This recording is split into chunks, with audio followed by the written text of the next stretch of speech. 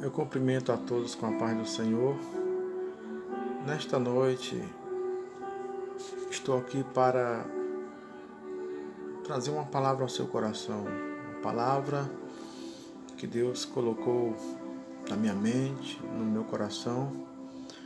E eu sinto esse desejo muito grande de compartilhar com você que está aí do outro lado, ouvindo essa mensagem.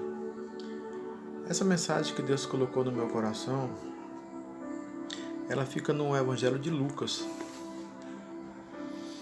no capítulo de número 22 e o verso de número 61. E diz assim a palavra do Senhor: E virando-se o Senhor, olhou para Pedro. E Pedro lembrou-se da palavra do Senhor, como lhe tinha dito: Antes que o galo cante hoje, me negarás 3 vezes.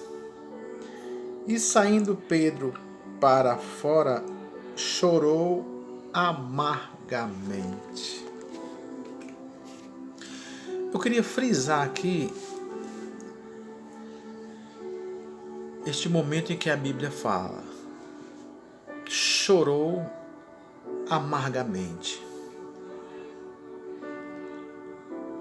Nessa mensagem de hoje que Deus colocou no meu coração, Deus também me deu um tema para a mesma. E o tema é este: o choro de alguém que tentou. Sabe aquela pessoa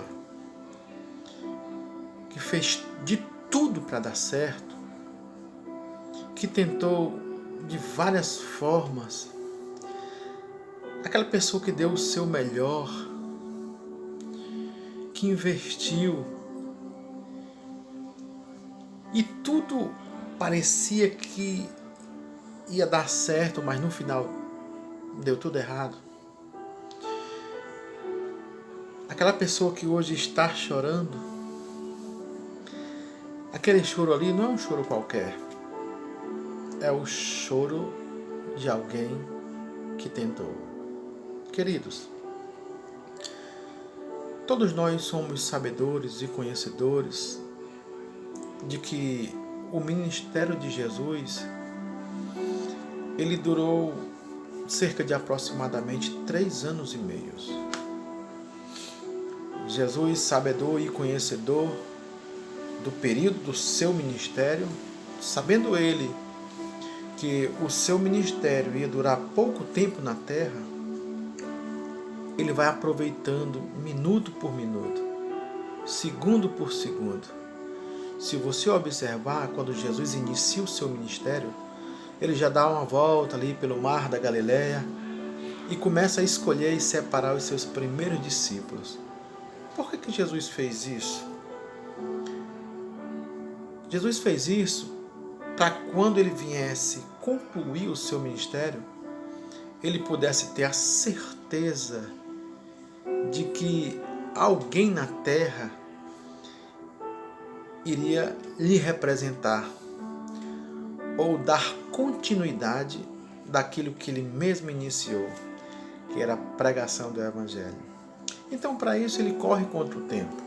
Sabendo ele que o seu tempo é muito curto na terra, ele faz isso. Ele já inicia o seu ministério, separando e escolhendo os seus primeiros discípulos. Jesus ensina aos seus discípulos tudo aquilo que o Pai lhe havia confiado. Fala para os mesmos acerca do pecado, acerca do arrependimento, acerca do perdão, acerca da salvação. Jesus deixa os seus discípulos bem instruídos.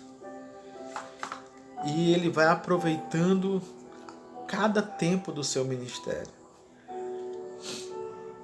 Então Jesus, quando está próximo a concluir o seu ministério, ele chega para os seus discípulos e diz o seguinte: que o tempo dele na terra já estava findando. Ele chega para os seus discípulos e diz: olha, a hora já está chegando. Jesus, quando fala isso, ele está se referindo à sua morte, à sua crucificação. Jesus ele sempre deixou os seus discípulos bem instruídos e nunca enganou nenhum deles. Jesus ele disse para os seus discípulos que ele não era deste mundo. Ele estava aqui apenas para cumprir um propósito e que agora o seu ministério já estava prestes a ser concluído. Jesus teria que ir para o Calvário. Então Jesus deixa claro para eles que está indo para o Calvário, que o seu tempo já está próximo, ele vai ser traído, ele vai ser julgado, ele vai ser crucificado, ele vai ser morto. Jesus fala para os seus discípulos, deixa-os cientes acerca do propósito dele aqui na terra. Jesus nunca falou nada para os seus discípulos para os deixarem com dúvidas. Jesus sempre falava abertamente com eles, porque eles eram os discípulos de Jesus e Jesus falava abertamente com eles, diferente das pessoas que não eram cristãos. Jesus falava por parábolas, mas tinha hora que ele falava abertamente com seus discípulos e ensinando a eles tudo aquilo que Deus havia colocado no seu coração. Então Jesus deixa claro que ele não é deste mundo. Jesus deixa claro que ele sempre foi e sempre será da eternidade. O próprio João dá testemunho de Jesus. Ele diz o seguinte: no princípio era o Verbo, e o Verbo estava com Deus, e o Verbo era Deus. Aí ele conclui mais na frente dizendo: e eis que o Verbo se fez carne e habitou entre nós. Ou seja, Jesus não é deste mundo. Estava aqui apenas para cumprir um propósito. O mesmo Jesus chega para os seus discípulos e diz o seguinte: saí do Pai e vim ao mundo. Outra vez deixo o mundo e vou para o Pai. Então Jesus deixa os seus discípulos bem instruídos e ele fala a verdade para os mesmos. Só que, mesmo os discípulos tendo total conhecimento e sabendo de que Jesus não era deste mundo, porque o próprio Jesus disse para ele, deixou bem claro, mesmo assim eles ficaram muito preocupados, ficaram muito tristes, abatidos, porque eles conviveram um período com Jesus. E este período de 3 anos e meio foi o suficiente para nascer entre eles um carinho e uma amizade muito grande, ao ponto deles não quererem mais perderem a conexão, a presença de Jesus. Então Jesus fala para os mesmos que vai para o Calvário, que vai ser morto, que vai ser crucificado. Pedro, ele chega para Jesus e diz: olha, Senhor, ainda que todos estes se escandalizem em ti, eu não me escandalizarei. Irei contigo até o final, Jesus. Quando Pedro fala isso, ele está sendo sincero em suas palavras. De modo algum tenta enganar Jesus. Pelo contrário, o próprio Pedro foi enganado pelo seu coração. E a Bíblia diz que o coração do homem é enganoso. E quem o conhecerá? Jesus o conhecia. E disse para ele: Pedro, nesta mesma noite, antes que o galo cante, 3 vezes me negarás. Só que Pedro, ele achava que ia conseguir. Ele achava que ia cumprir aquilo que ele estava prometendo a Jesus. E ele foi mais além. Ele disse: olha, Senhor, não só estarei contigo, mas sim também estou pronto para morrer contigo. Irei até o final. Então Pedro, quando fala isso para Jesus, quando ele promete isso para Jesus, ele está acreditando naquilo que ele está falando. Ele não está tentando passar, ou como é que eu posso explicar melhor para os irmãos? Ele não está tentando enganar Jesus com suas palavras. mas sim ele está acreditando naquilo que ele está prometendo a Jesus. Ele acha que vai conseguir. Ele acha que vai até o final. A prova é tão grande que quando Jesus foi preso, ele pega uma espada e tenta impedir que eu mesmo seja preso, que o mesmo morra. Pega uma espada e joga para pegar no pescoço do guarda. O guarda se esquiva e pega na sua orelha, arranca fora. Jesus o repreende, dizendo: Pedro, por que faz isto? Porventura, Pedro, eu não poderia muito bem orar ao meu Pai e Ele enviar legiões de anjos para me defender? Não precisa disso não, Pedro. Guarda a tua espada, porque quem com ferro fere, com ferro será ferido. Ele tentou impedir o momento. Tentou. Jesus foi preso. Os discípulos de Jesus sumiram, desapareceram. Mas Pedro estava tentando. Mesmo de longe, estava tentando. Até que uma pessoa vê Pedro lá e diz: Ei, vem cá, tu é um deles. Ele pega e nega Jesus. Mais à frente, um outro vê também ele e diz: Olha, eu já te vi passando perto. Estava tudo com ele. E ele nega. Não conheço esse homem. Mais à frente, falaram que ele era o discípulo de Jesus e que andava mesmo com Jesus. Não teria como não ser, porque ele afirmou que ele andava como Jesus andava e era como deles. Mais uma vez, Pedro nega Jesus. Quando ele nega Jesus, o galo canta. Só que ainda ele não lembra do que Jesus falou para ele. Nessa mesma noite, antes que o galo cante, 3 vezes me negarás. Então, quando o galo canta, Pedro ainda não lembra do que Jesus falou para ele.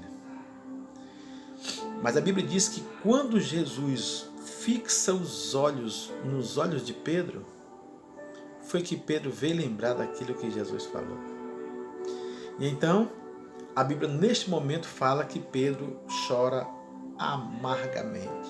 Que choro é este, irmão? Que choro é este? Este choro é um choro de alguém que tentou. Pedro prometeu para Jesus que iria com ele até o final. Prometeu até que ia morrer com ele. Pedro tentou, irmãos. Ele tentou. Quando Jesus foi preso, ele pegou a espada, tentou impedir o momento. Mais à frente, ele vai seguindo Jesus, mesmo de longe, mas está seguindo a Jesus. Ele tentou de várias formas, só que não conseguiu.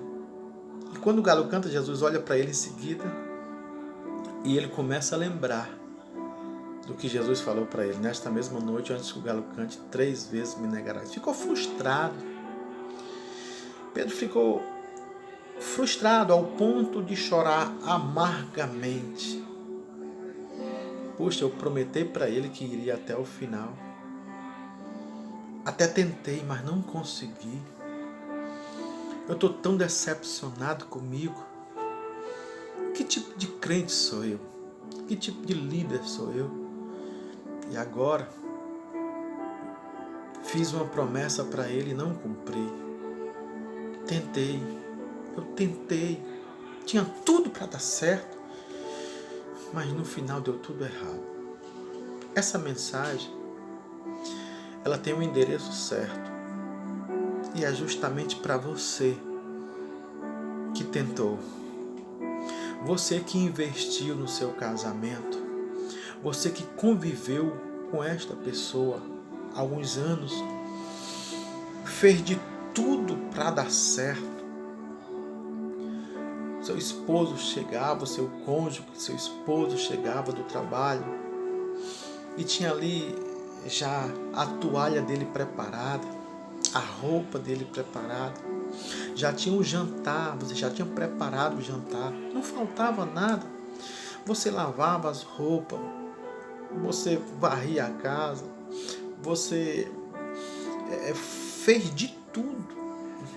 Não faltava amor, não faltava companheirismo, não faltava compreensão, não faltava nada. Você fez de tudo, você fez a sua parte, você se doou, você deu o seu melhor, você fez de tudo para dar certo, mas no final deu tudo errado. E hoje você se encontra chorando. Mas que choro é este? É o choro de alguém que tentou. Sabe aquele teu filho que você investiu tanto nele? Você investiu tanto, ensinava a ele os deveres de casa, as tarefas, ensinou o caminho ao qual ele deveria andar. Você tratou ele com tanto amor, com tanto carinho.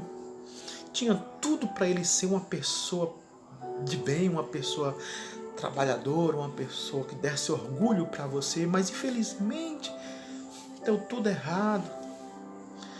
Ele foi para o mundo das drogas e anda distante, vivendo dissolutamente na prática do pecado. Você não sonhou com isso. Você sonhava em vê-lo crescer, você sonhava em vê-lo evoluir, mas você tentou, mas suas tentativas não trouxeram para você o resultado que você tanto quis, o resultado deu negativo. E você hoje está chorando. Mas que choro é esse? É o choro de alguém que tentou. Você estudava de dia e de noite para passar na faculdade. Acordava cedo, pegava o ônibus, muitas vezes até na chuva. Você tentou de várias formas e não conseguiu chegar lá. E hoje você se encontra chorando. Mas que choro é este? É o choro de alguém que tentou. Eu tenho uma palavra de Deus ao seu coração nesta noite. Não fique decepcionado consigo mesmo. Eu sei que você tentou, você deu o seu melhor, você investiu, pagou alto preço e não conseguiu o resultado. Agora está tentando parar, não quer mais tentar. Eu tenho uma palavra para o seu coração nesta noite. Não deixa de tentar não, vai. Tenta mais uma vez. Tenta. Porque desta vez vai dar certo. Sabe por quê? Porque todas as vezes que você tentou sozinho. Agora vai ser diferente. Tente, mas tente de uma forma diferente. Convide Ele. Porque quando Jesus está presente, a tendência da situação é melhorar. Convida Jesus para fazer parte da sua vida. Porque essa tentativa agora ela vai dar certo. Quando Jesus está presente, quando Jesus está no ambiente, a coisa anda. O próprio Jesus diz que sem mim nada podereis fazer. Lembra dos discípulos de Jesus? Tentaram pegar peixe a noite inteira, usando as suas próprias experiências, os seus próprios meios e habilidades para pegar peixe. Tinha tudo para dar certo, mas no final saíram todos frustrados. Por quê? Porque tentaram sozinhos. Mas quando Jesus chega e diz, lançai a rede para a direita e achareis. Pedro pega e diz, olha Senhor, jogamos a rede em tudo que é parte do mar e não conseguimos pegar nada, inclusive até onde o Senhor está mandando. Oh, aleluia. Mas quem estava mandando era Jesus, porque Jesus agora estava com eles. E quando Jesus está no ambiente, aquilo que não dava, aquilo que dava errado, aquilo que não dava certo, passa a dar certo. Porque Ele é especialista em transformar maldição em bênção. Tenta, vai. Tenta mais uma vez, não desista não. Não desista não, porque Jesus agora está com você. Ele agora está contigo. Você está ouvindo essa mensagem. Eu te convido nesta noite. Tenta mais uma vez. Porque desta vez agora vai ser diferente. Jesus já está aí. Por que eu digo isso? Porque a palavra de Deus diz que a fé ela vem pelo ouvir. E o ouvir a palavra de Deus. Você está ouvindo essa mensagem. Então, não desista. Porque agora vai ser diferente. Aquilo que não dava certo, aquilo que não estava dando certo, agora vai dar certo. Porque Jesus já está no controle. Jesus já está no controle da situação. Outro texto também que eu vejo e que nos prova de que verdadeiramente ninguém consegue fazer nada se Jesus não estiver por perto, é quando João Batista estava batizando o povo, levando o povo para o arrependimento. Ali no Rio Jordão, muitos foram batizados. Muitos, por João Batista. Até que então Jesus se apresenta lá onde eles estão e pede para João o batizar. Aí João batiza Jesus Cristo ali no Rio Jordão.